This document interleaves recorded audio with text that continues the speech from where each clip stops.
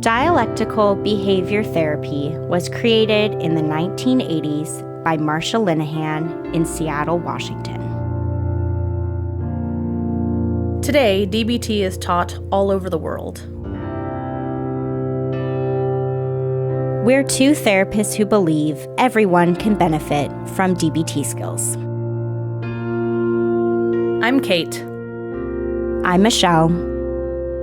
And this is DBT and Me. Hi, everybody. Hello. It's our final distress tolerance episode. Ooh. Yeah, we are 2/3 of the way. Well, even more than that because of mindfulness. I guess 3/4 of the way through the DBT curriculum because we've covered mindfulness and emotion regulation. Yeah, I know, it is pretty crazy. And now distress tolerance. So last week was technically, and Kate, I think you mentioned this in the last episode, that pros and cons was our last official distress tolerance skill.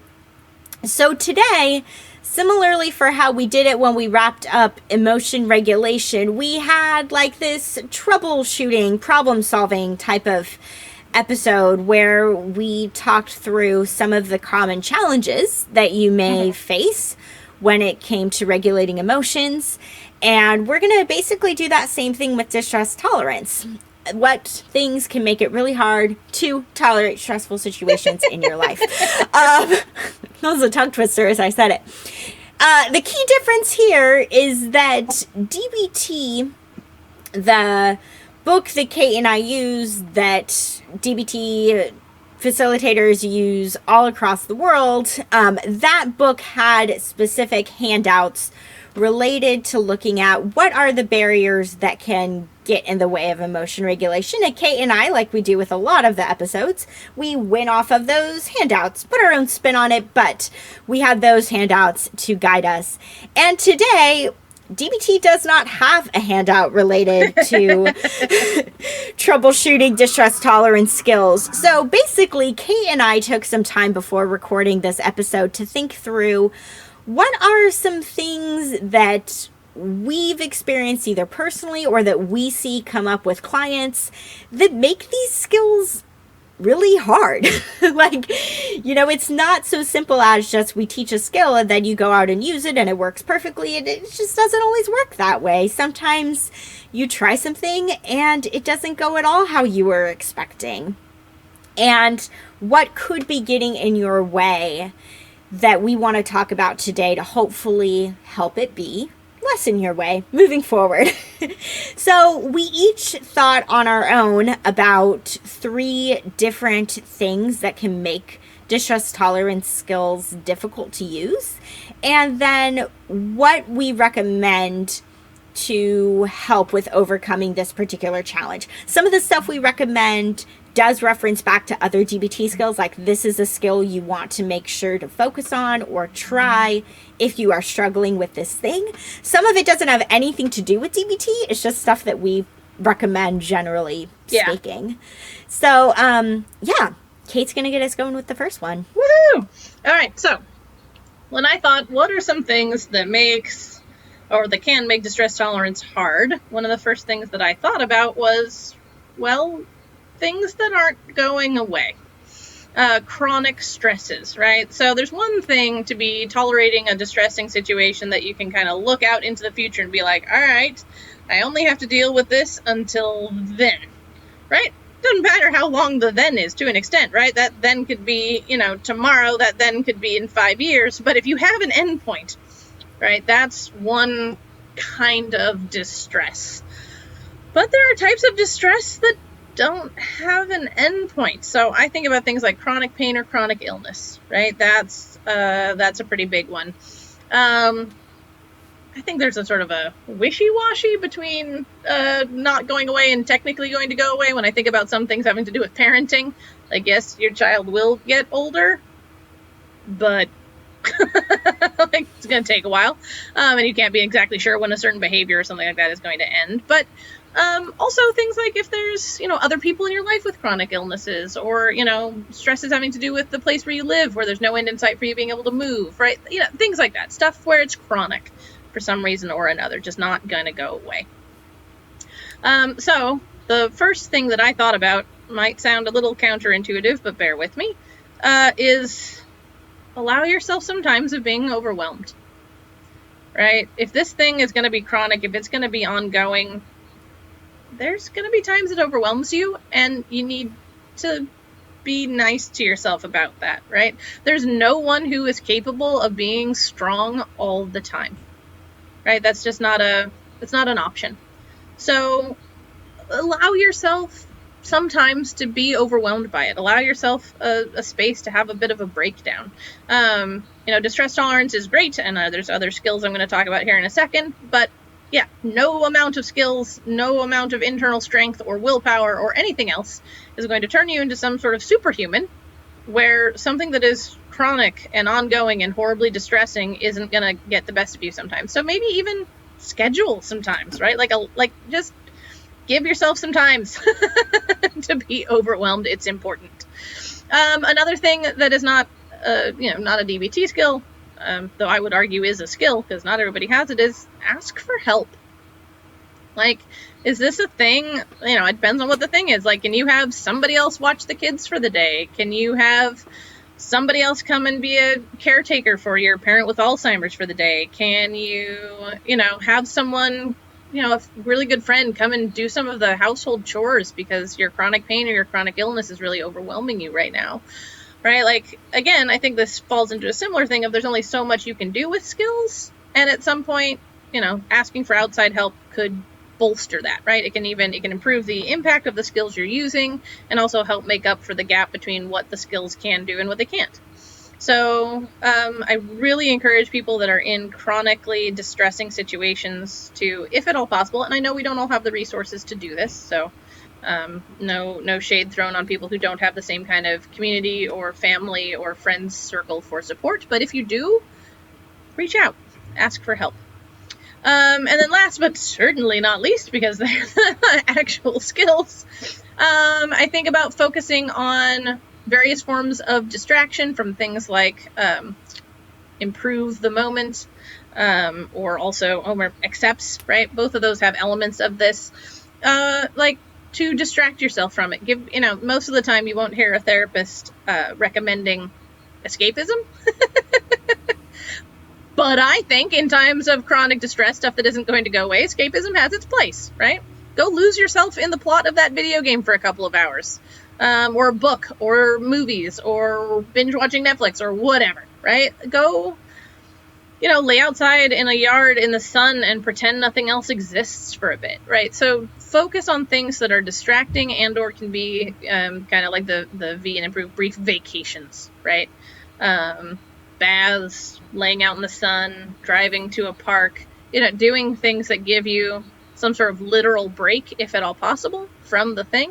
If the thing is your own body, that might, that's going to be harder, and it's going to lean in harder into the distraction. Hard to take a vacation from your own body.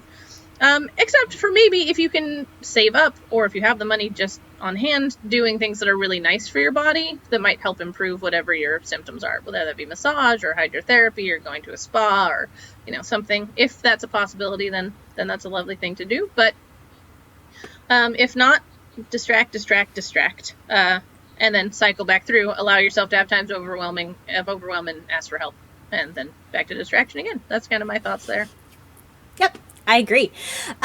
With the asking for help piece, because you mentioned, that asking for help in and of itself, doesn't really fall nicely to any of the DBT skills. And at the same time, in a couple weeks, we are going to be getting to a skill with interpersonal effectiveness fair enough. with Dear Man that will help you ask for help if that's what you decide you want to do. Dear Man is really good for that. So there is a skill that... Fair point, well made. Michelle's superpower, circles by the way, is turning everything into a DBT skill. I can make anything fit into the context of DBT. Something that came up for me while you were talking about this, of just when I've seen someone in my life do a good job of actually doing like all the things that you talked about is my mom. Because my grandma, her mother, has been a hoarder all of my mom's life. So all of her childhood, you know, into adulthood, my grandma was hoarding. And, you know, so when you said chronic, like not going to go away, like, yep, that's a situation that, you know, to have someone change hoarding can be done. And it's also something that like my mom was chronically dealing with all throughout her childhood. Yep. And how she handled that. And, you know, when it came to like being an adult and helping her mom in that way, I mean, yeah, she would ask us for help sometimes with cleaning things out of the house. And when she was younger, she would get away to friends' houses a lot and things like that. And she did a lot of this, which is, again, I feel like really good recommendations for when you're dealing with something that isn't going around, not going anywhere for at least the foreseeable future. Yeah, that you gave really good suggestions there. Thanks. So, nice. What's your thing, Michelle? So the first thing that I wanted to talk about is distress tolerance in the form of grief. So really grieving something that you have lost. And I think it's important to name here that a lot of times when we think about grief, we think about death, right? A person that we loved has died. That's the most common scenario we think of when it comes to grief. But grief can relate to lots of other things. Grief can relate to losing a job suddenly. Grief can relate to moving and losing the place that you were living in, and maybe losing friendships that you had or things like that. So when I use this term, losses. Yeah, right. Loss of function or ability in something with your body, something like that. Yeah, you and I talked a lot about that with our radical acceptance stories. They both involved grief. So, you know, me with losing dance and Kate with losing, you know, hopes of having children kids. Naturally. Yeah. So grief is very broad. And again, there's going to be some situations that create stress for us that don't involve loss. These are things that can involve something being added onto our plate that is stressful. And we're figuring out what to do with this stressful thing that we are now having to cope with, either chronically cope with, like Kate was talking about, or maybe more short-term coping. But grief is really talking about when something has been removed from your life. How do you tolerate that? What does it look like to be with that kind of loss? And you know, again, you talked about this with radical acceptance pretty nicely, Kate, of like, you know, there are these stages of grief that get talked about. But the most important thing that I think about with grief is, one, that it does not go away.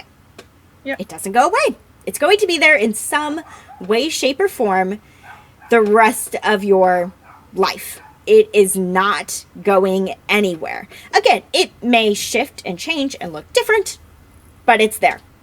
So it's not going anywhere, and therefore when it comes to healing or grieving, it's not going to be this linear process where you experience all of the stages of grief and then you're good to go. Nope. You can re-experience different things repeatedly. Like, it's this very winding path. It does not go straight in any way, shape, or form when it comes to having grief as part of your life after you've lost someone or something that was really important to you.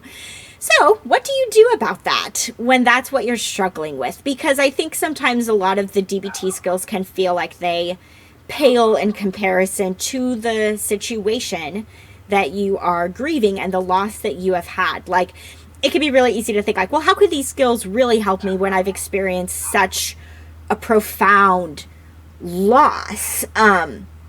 What can this really do for me? How can it really make it better? And I think, I mean, it won't necessarily make it better. I think that phrasing is important to let go of like, it's not about making something better. Like, it's distress tolerance. It's learning how to tolerate without maybe having expectations or hopes that this is going to lead to you feeling better. Like, the one day you're going to wake up and not have that grief. Nope, not necessarily.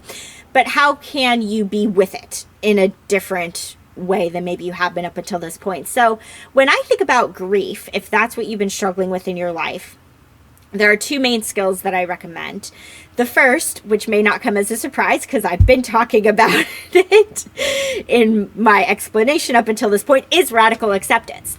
And sometimes I think this can happen when we don't even realize consciously that we're doing it, where we can intellectually know that someone or something is gone and that we're not getting that person or that thing back in our life. We may know that, and yet we may not act like we have actually lost them. I don't know. This is a silly example I just thought of that has no relation to anything in my life, except for the fact that I only very recently, as an adult, learned how to mow the lawn. But let's say, I don't know, my husband's mowed the lawn. And finally, he's like, you're going to learn how to mow the lawn. And I was like, okay. And I actually found I really enjoy it, strangely. But let's say I had never learned. And let's say my husband, our entire marriage together, is always the one who mows the lawn. And then, let's say he passes away. Well, I can either just kind of, have this attitude of like, well, I'm not going to learn how to mow the lawn. And then my grass grows really high and I just don't do the thing because I haven't probably radically accepted that he is gone and he wouldn't be mowing the lawn for me anymore. But radical acceptance when it comes to loss means truly changing the way that you're living in order to make sure that the gaps that person or that thing left in your life, that those things start getting filled in some way, shape, or form. Whether that with, again, this not real life example that I'm making up, whether that would be me start hiring a landscaper or, again, me actually figuring out mowing the lawn myself.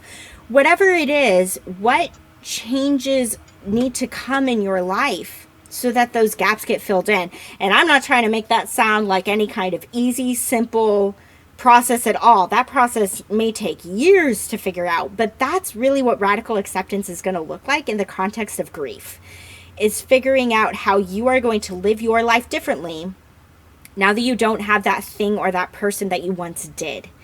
So spending some time with radical acceptance around the thing that you've lost. And also, I think some of the stuff from Improve that we talked about can be helpful here as well. Specifically prayer, if that's something that fits for you. I think times of grief lead people to prayer in a lot of situations. And it also may incorporate some of the relaxation piece to really be giving yourself space and time to be with your grief and relax. And also the E of encouragement may also really apply here as well. Those are just bits and pieces of the Improve skill that I think in particular really stand out to me. But I think really all of that can be helpful in, easing through the grief process. Again, you're still going to have it. Like I said, it's not going anywhere. But to hopefully make it feel slightly less hard if you incorporate some of those things while you're grieving. Yeah. Any thoughts about grief or what you think could be helpful with it? No, I think you said a lot of that really well.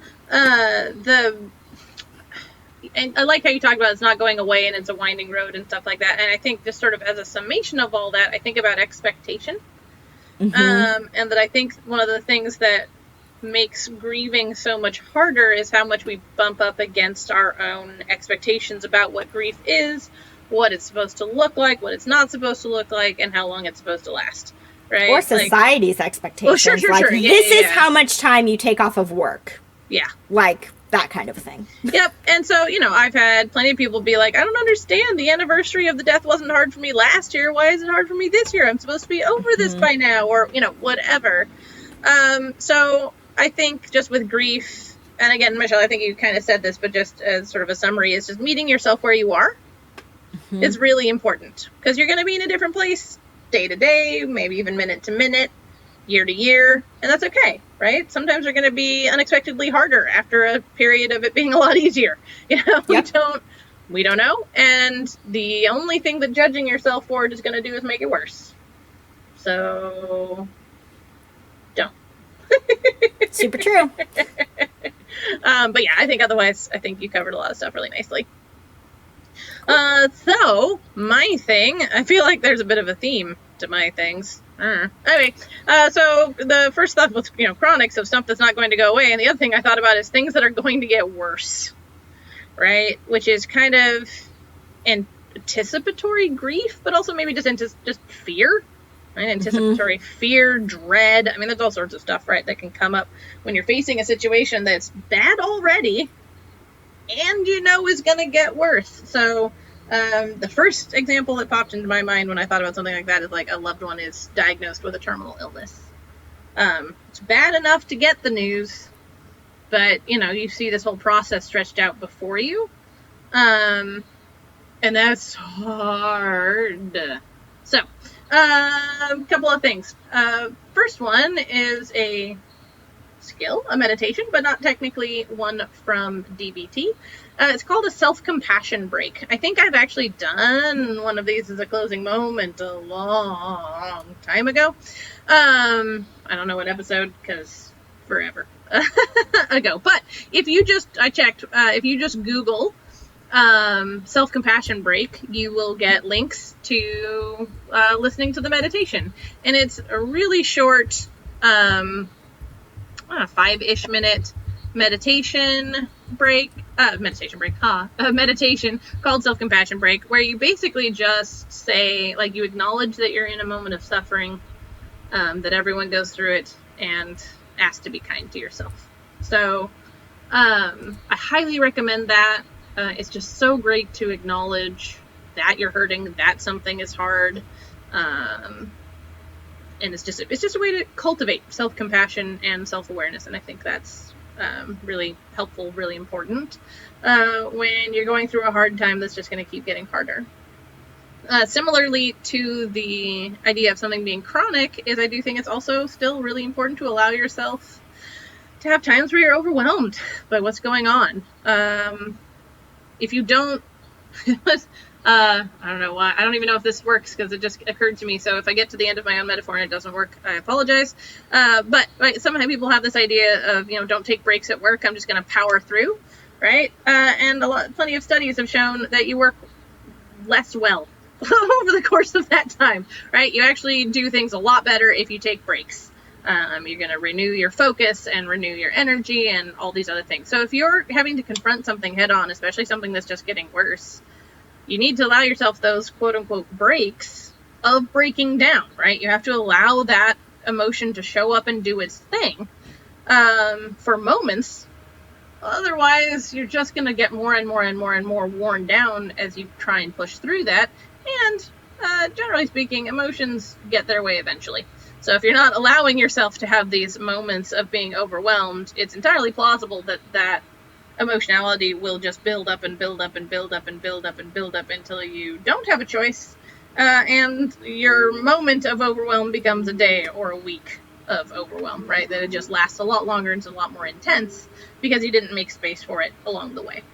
And then last but not least, cope ahead. That harkens all the way back to emotion regulation, right? Yeah, the C in the ABC. ABCs. But I think it's another one that's really important here. It won't be pleasant, but picturing basically the end of the road, right? The worst that you, as far as you know, this thing is going to get. So again, with the loved one, maybe that's the death of someone, you love. Maybe it's just when they don't recognize you anymore, or when, they're really suffering. Whatever for you feels like the worst part of whatever the thing you're enduring is. Spend some time picturing it and picturing how you're going to cope with it. Like, walk yourself through the process of, right, what am I going to do when this person dies? How is that going to feel? What strategies can I have in place to make sure I'm supported? What can I do to take care of myself? Like, have I, and you can do some prep work, some very practical things. Like, all right, here's why I'm going to tape this list of telephone numbers to my phone. Oh my God, how old am I? That's probably not a thing anymore. Lol, because landlines and shit, yo. Whatever. Anyway, but, this is my list of people I'm going to call, or I've, let work know that if I suddenly don't show up, I'm not no call, no showing, quitting my job is because this thing finally happened. Or, right, you can do some practical preparatory things when you spend time picturing, the worst outcome or the end of this thing. And also you can just, you see yourself doing it well. I guess I ought to preface that if you haven't listened to the Cope Ahead episode that has that. Don't picture yourself doing this badly. Don't rehearse that. And picture yourself coping with this as best as possible, right? This doesn't mean you somehow are completely untouched by any emotions of this horrible thing. No, just instead of picturing yourself being so overwhelmed that you collapse entirely, imagine yourself grieving but making it through, right? So that's sort of the component elements I would say of coping ahead, is both see what practical elements you can put in place to have ready, have prepared for the thing at its worst, and walk yourself through coping with it as best as possible mentally. So that's what you've rehearsed. That's what you've practiced in your imagination, which makes it a lot more likely to go that way when you get there.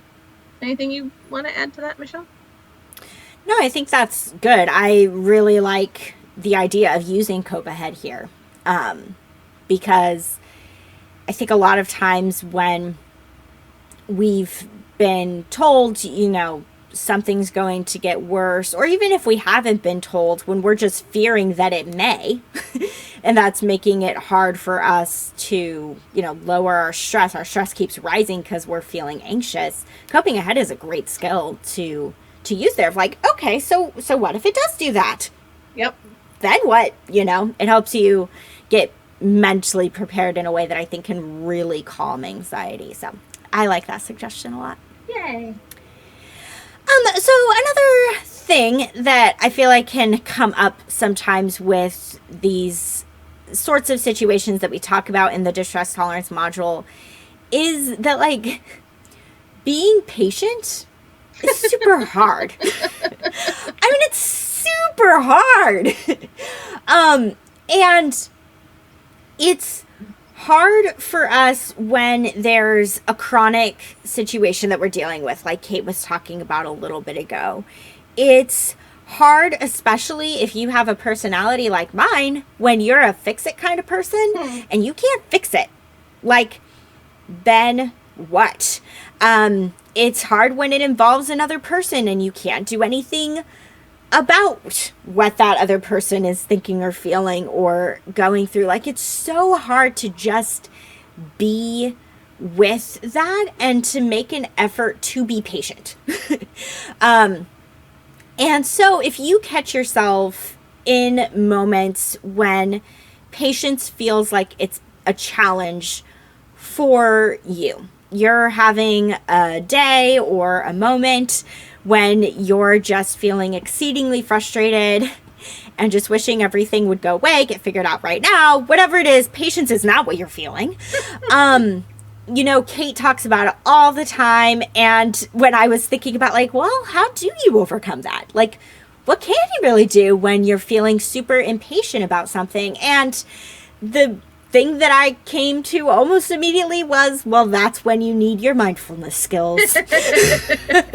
Straight up, that's the remedy. And the reason why is because when we're truly able to be mindful, when we're really able to be in the present moment, when we're able to just focus on what is occurring right now and what's going on around us and what we're experiencing in this moment in our immediate environment, then it takes the focus off of all of the things around us that we can't do anything about. And it really can hopefully take our mind off of worrying about the future or these other things, like we were just talking about with Cope Ahead. I think Cope Ahead can also maybe apply a little bit here too, right? Like give yourself an opportunity to think about coping ahead and then also recognize that you're not there yet. Like you can think about it. You can think about that thing that may come down the line. And you're also in this moment right now. This is all that we ever have is right now. And so when you're struggling to be patient with a situation that's overwhelming or hard for you or not going according to the plan that you have in your head, practice some mindfulness. I feel like especially getting back really, really, really to the basics of just like observe and just noticing what's going on around you, where you are, noticing how your body feels, observing that, your inner world, and just trying to be with yourself, even if it's just for like 2 to 3 minutes, to just pause the impatience, even temporarily. Mindfulness is the best thing we have to combat that, I feel like. Thumbs up. Thumbs up. Anything else you want to add on, or I don't thumbs know. up? I think sometimes, like, I don't know if maybe this is just me projecting all over everyone, but I feel like the patient one may also be a good reminder to not should all over yourself. Yeah. Because, I don't know, sometimes when I'm not being patient or don't feel patient, instead of, like, I don't know, meeting myself there or doing something to try and fix it, my first impulse is to be like, well, I should be able to be more patient about this. Which, let me tell you, doesn't work. Turns out. Yep. You can't should your way into being more patient. So, I like Michelle's stuff because there's also not really any room for shoulds in mindfulness. So if you're practicing mindfulness, you're already helping to eliminate the shoulds. But just, I don't know. Of course it's hard to be patient. Don't be a dick to yourself about it. Yeah. It's gonna be really hard when there are these situations that, are not easily solvable. Oh, I just do this, that, and the other, and then it's better, and then I get to move forward. Like, nope. Being patient kind of implies this letting go of control. And that's very hard to do. Yes. Kind of the last thing that I was thinking about was this sense of fatigue. Like, if you've been coping with something or doing your best to cope with something that's been dragging on a bit, you may feel so worn out that it feels like you can't even do anything. You can't do the skills, right? You're like, I can't even, right? That's what I kind of imagine it as being. So, first of all, be nice to yourself. I don't know, that's the first thing. I probably ought to just put that as my answer to everything. Step 1. It's a great place to start. Being a dick to yourself. Right, cool. Great, I will repeat that ad nauseum. Because we all need to hear it more. So, be nice to yourself about it. And the two things that I think about that are ideally, to an extent, still accessible, even when you're in this super fatigued, super worn down, super kind of incapable feeling state, is 1, self-soothing with the 5 senses, right? This seems like the world's worst thing right now because it is almost intolerably hot in the room I'm in right now. But even if you're feeling horribly fatigued, you can still wrap yourself up in a blanket.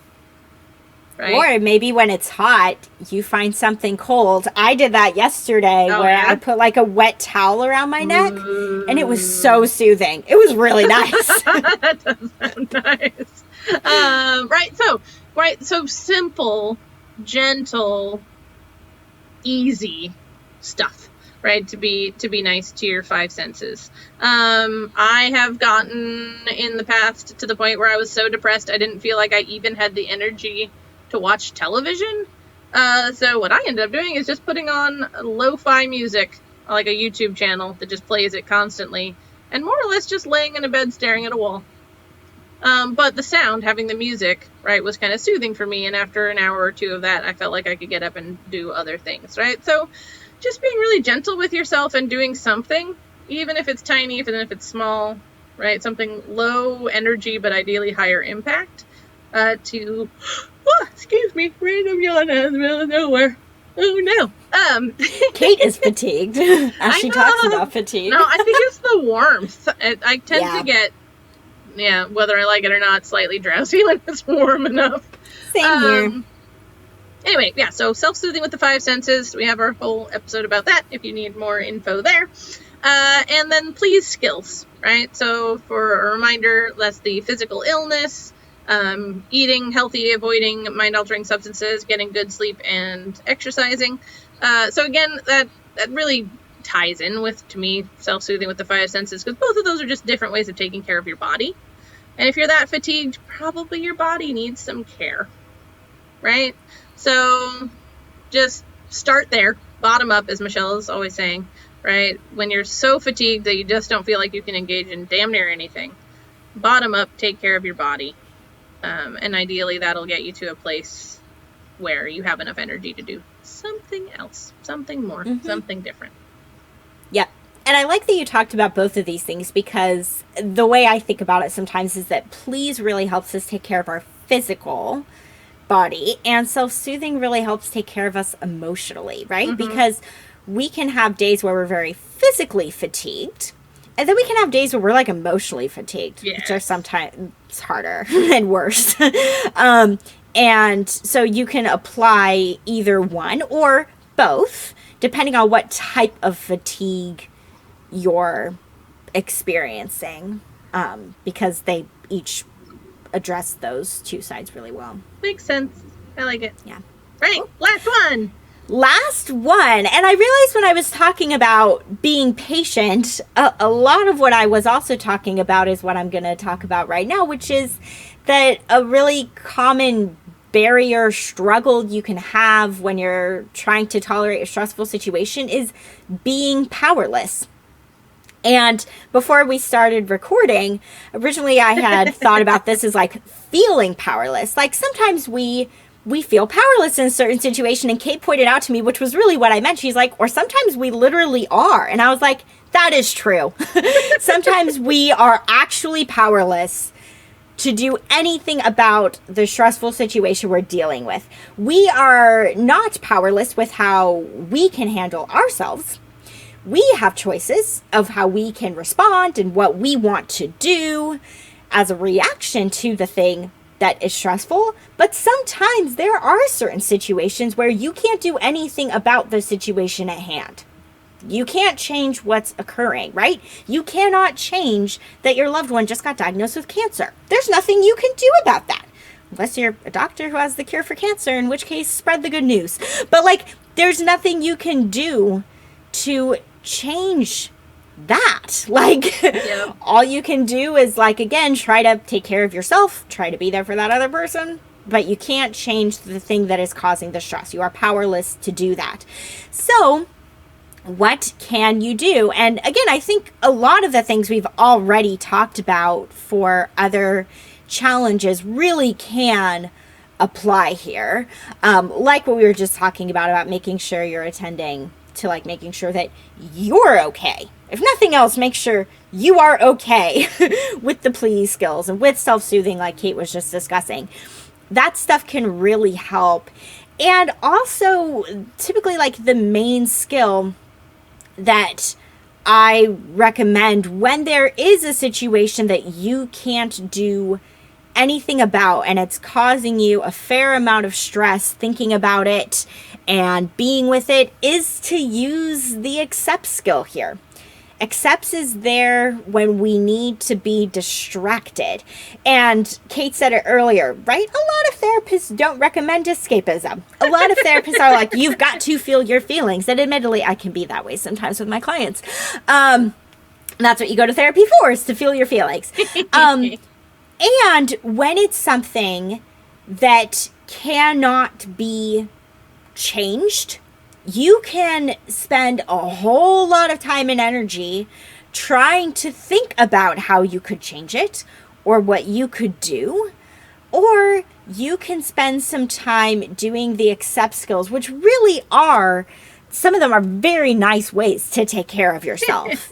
They really are. Like, sometimes I read through the different lists for accepts, especially like when you're thinking about different activities you can do. We talk about contributing, if there's ways for you to do that, the thoughts with how distracting that can be. And it is so important to give yourself a break from thinking about the situation that is outside of your control. It's very important to do that. It's very healthy to do that.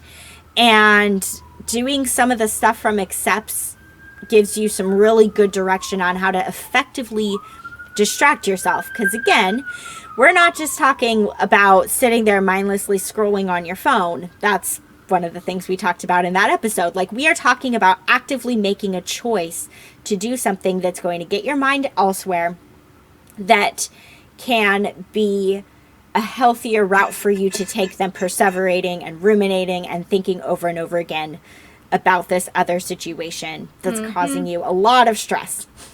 So think about using some accept skills if you do find yourself in this situation where you can't do anything to change what's occurring. Which is pretty common, I feel like, in distress tolerance. It's about things that are outside of your control most of the time. Yep. Yeah, exactly. There are plenty of life situations where you do have control and you can play a hand in how things unfold and what you can do. There's lots of life situations like that. But yes, then there are those life situations that we run into every once in a while that's like, oh, I can't do anything about that. I can't do anything about the fact that this person is dying. I can't do anything about the fact that I just got diagnosed with this illness. I can't do anything about the fact that, whatever it is, fill in the blank here. I mean, there could be a number of things. I do think also sometimes accepting our powerlessness actually can, free up resources for what we can have power over, right? If we're spending a lot of time beating our head up against the wall of not wanting to be powerless where we are, if we can redirect that towards taking care of the things we can take care of, right? So, I don't know, can't do anything about the fact that we just got diagnosed with cancer, can look into, I don't know, what's the best way to eat for this? What kind of exercise can I do to help keep my body as healthy as possible for as long as possible, right? So when you stop trying to do the things you can't, you often have a lot more energy and attention and focus to give to the things you can. Yeah. And giving yourself a break, which you touched on earlier too, Kate, of when we give ourselves a break, it actually can help reboot us mentally in a way that helps us see new possibilities. True. And doing this stuff from accepts really walks you through lots of different options there, but gives you various things to think about of what could taking a break look like for me? And that it may be that when you do take that break and you come back to it later, it's now I've recharged enough so that I can do this thing. Or I thought of this new idea, or even if it's not going to solve the problem. Yeah, I've thought of this way of this would help me feel good while I'm coping with this big thing. So yeah, I think what you said is correct. Yeah. Cool. Alrighty, so when it comes to homework, I'm going to just briefly recap the 6 things that we talked about today. So the first thing that Kate talked about was that it's hard when you're dealing with a chronic situation that's not going to go away. The second thing is that it can be hard to do distress tolerance skills when you're grieving. It's hard when something's going to get worse. It's hard to be patient. It's hard when we're fatigued, and it's hard when we are powerless. So those are the 6 things that we talked about today. And what we recommend is that you take some time to think about which of those 6 things is your biggest challenge. Maybe either something that you're currently struggling with, or if you just reflect back over, the course of your life for the past few years, what's something that you have struggled with previously that could crop up again in the future when you're facing a big stressful situation down the line that's outside of your control for the most part? What tends to be your biggest nemesis, I guess we could say, the biggest thing that makes it hard for you to feel balanced and steady when something stressful is going on. And what I recommend once you've identified what that thing is for you is to take some time to journal about it, if you like to journal, or take some time just to meditate and think about it. What makes this so hard for me, or how does this show up for me personally? I mean, we speak very generally on the podcast and hope that some of what we say you can pick out and be like, oh yeah, that fits for me. But really personalize this for yourself, right? Like, what does grief look like for you? What does it look like for you when you are fatigued? How do these things show up for you in your life? And really take some time to journal or think about that, and then how you can use some of the stuff we talked about today to maybe, again, help ease some of the stress, even if it is ever so slightly. So that's what we recommend for homework. Just reflect on this a little bit, everything that we talked about today. And consider donating to our Patreon, patreon.com/dbtandme. Check out our Etsy shop at etsy.com, searching for DBT and me.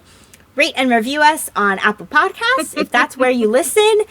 And last but not least, email us, dbtandmepodcast@gmail.com, if you have questions, things to celebrate with successes that you want to let us know about, anything at all. We love to hear from you guys. True story. Also, I feel like, Michelle, those things, because they come at the end, have just gotten lumped in with homework. But, if you ever want me to say the shameless self-promotion stuff, I can take that burden off of you sometime.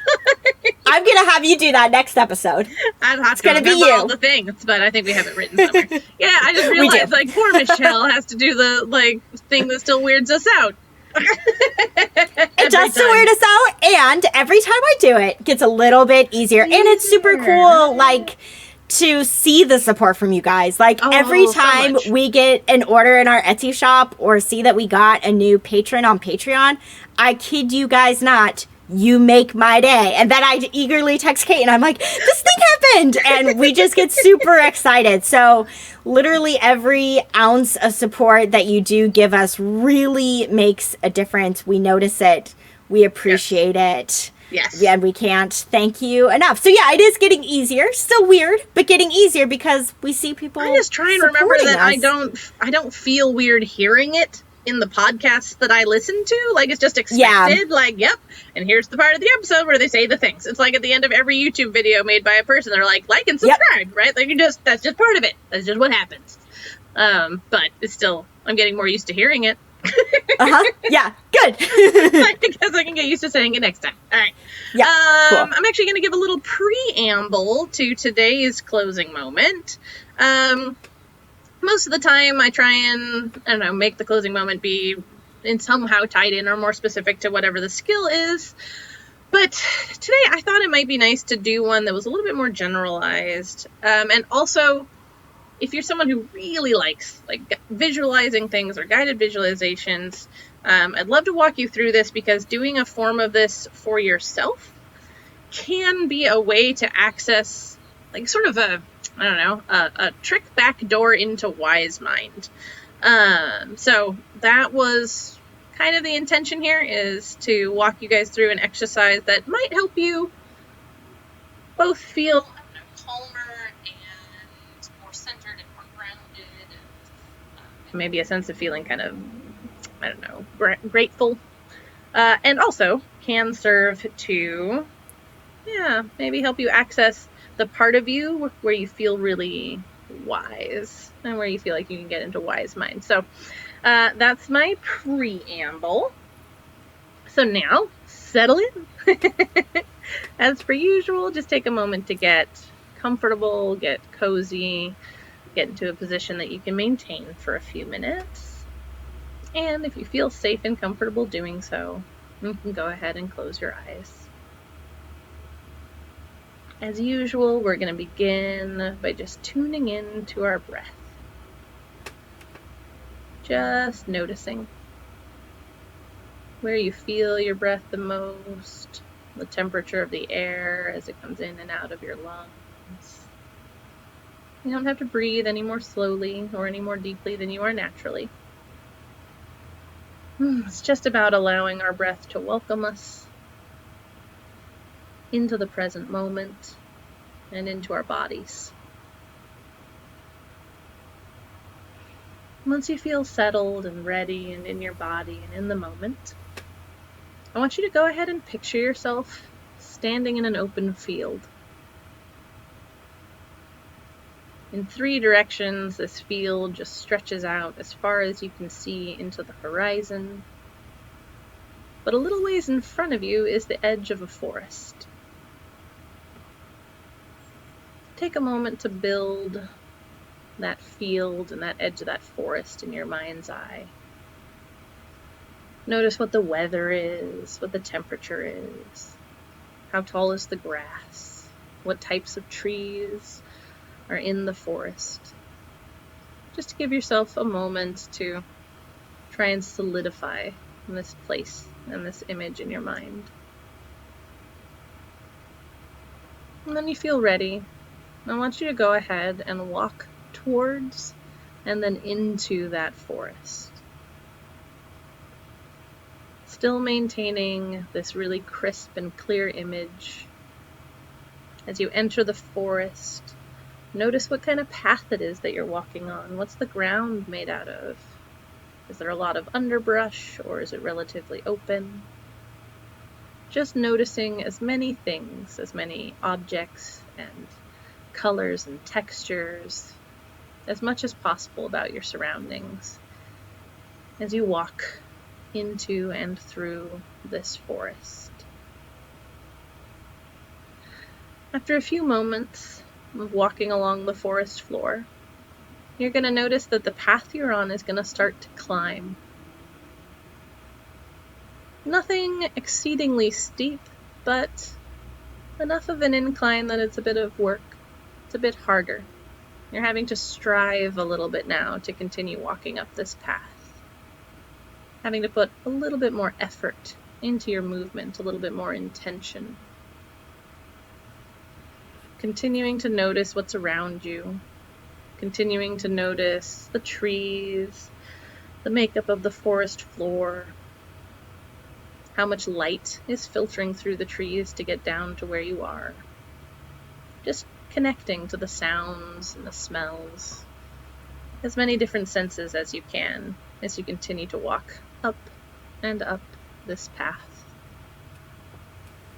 As you continue to walk up, I want you to bring to mind a question, maybe a problem, just something that could use an answer or could use addressing in your life. And I want you to hold that question or that problem somewhere in the back of your mind as you continue to climb. For just a few moments, the path is actually going to get pretty steep here. You're going to have to put in real effort climbing this last little burst of hill to the top of this ridge or hill or mountain that you've been climbing. Once you've crested the top of that incline, you're going to notice that in front of you is a cave. Take a moment before you go in to build what this cave looks like. Is it dry or wet? Is it big or narrow? Is it dark, or is there some source of light? Whatever it needs to be, however it shows up for you is fine. Just before you enter, take that moment to really create it. When you feel like you have seen and felt and heard this cave in your mind, I want you to go ahead and walk in. Now, you might walk in just a couple of steps, you might walk in several feet, but at some point along this path into the cave, you're going to come upon a wise being. This could be a spirit or an elder. This could be an animal. This could be someone you know in your current life or a fictional character. This could simply be a being of light. Whatever it is that shows up for you, the only important part is that this being encompass the idea of wisdom, be a font of knowledge, be a teacher or a mentor of sorts, and have that feeling for you. As you approach this wise being, I want you to go ahead and hold out your hands, cupped in front of you. And as you get near enough, without any other words or any other gestures, this wise being is going to hand you something, a token, a trinket, something that is meant to address that question or that problem that you've been holding in your mind as you were climbing.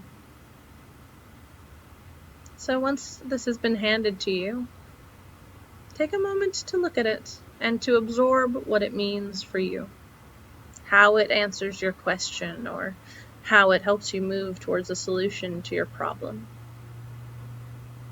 Allow yourself to observe and to appreciate and to receive this gift with gratitude from this wise teacher or mentor. Once you've had a moment to really examine and interpret and accept this gift, I want you to imagine it dissolving into your hands and going into your body. This isn't something you can lose or misplace. This is something that is yours now to keep.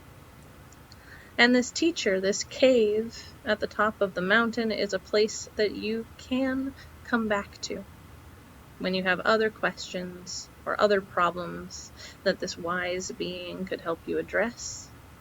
This is a place to which you can return. Now I'd like you to walk out of that cave, and then after you've exited, you can gently allow the image to fade around you. You can let go of the sounds and the colors and the textures and the smells of this place. And take a couple of slow, deep breaths to kind of exit the vision and come back into the now, back into your room, back into your body. As per usual, this is a good moment to stretch, to rotate or move any part of your body that you need to feel like you're coming back, to feel like you can be at home and present and back in your body. And whenever you feel ready to do so, I invite you to go ahead and open your eyes. Thank you so much, everybody. Have a good day. Thanks, guys. To learn more about us and the DBT skills we're teaching each week, join our Facebook group. Simply log in to your Facebook profile and search for DBT and Me Podcast.